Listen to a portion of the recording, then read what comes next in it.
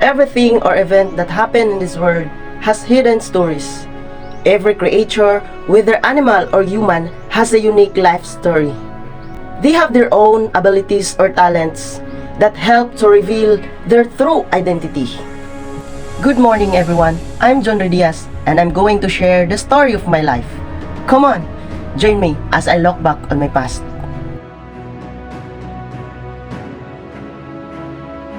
In the year 1992, the year I was born, I saw the light of the world for the first time. I also felt the embrace and love of my mother. But poverty was already present.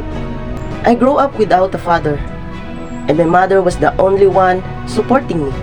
She is uneducated, and her only means of livelihood is she is a laundry woman. But she was still able to provide for me until I started going to elementary school. I know we are poor. I know my mother is struggling. That's why I work harder in my studies. I go to school without allowance. I ate breakfast with salt and water as my viand. But it didn't hinder me from becoming an honor student from grade 1 to grade 6. Until high school, I worked even harder in my studies. I graduated as a salutatorian. As a proof, these are my ribbons from elementary.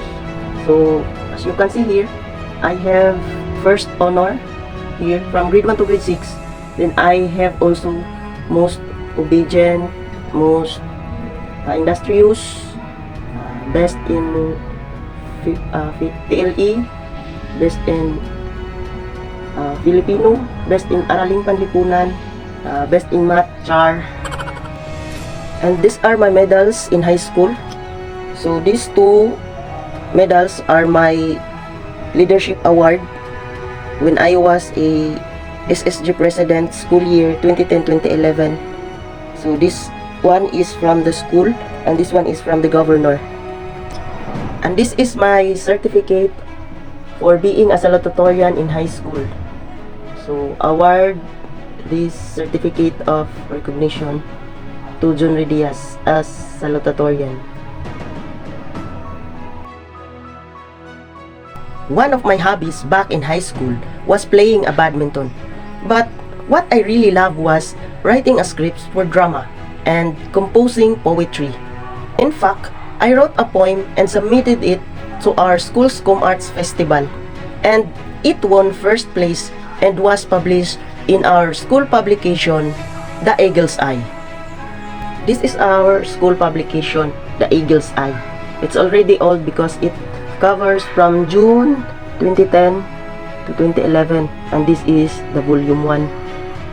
One of the highlight here is the events that happened during the Buwan ng Wika in 2010 here.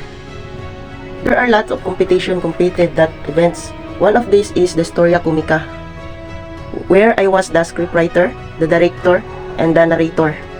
And fortunately, our section won the first place for this category, the Storya Comica.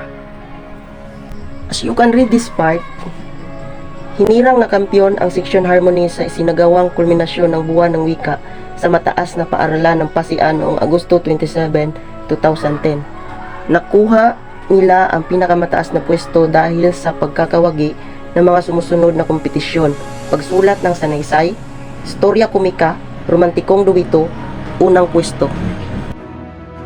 But the biggest highlight for me was when my poem became champion and was even published here. So as you can read here in literary attempts, it was written here, "Kasaysayan ay likas na yaman." That was the title of my poem. And it was wrote by John Diaz, that was me. Champion Tula Composition Com-Arts Festival. This poem consists of 9 stanzas, and every stanza has 4 lines. This poem is about the history of how the place called Pasian, where I studied high school, was formed. I will read the last stanza of this poem. Ngayon ang kasaysayan inyong nalaman, Pasian, Pasian, tama nga Pasian, huwag ikahiya, dapat pangalagaan, pagkat ang kasaysayan likas na yaman. That was the short story of my life. The lesson that we can learn from this video is that the new generation can learn and study the events or the incidents of the past if there are preserved evidences. Now, I have shared with you the short story of my life, and I am proud to say to all of you that this is the best of me.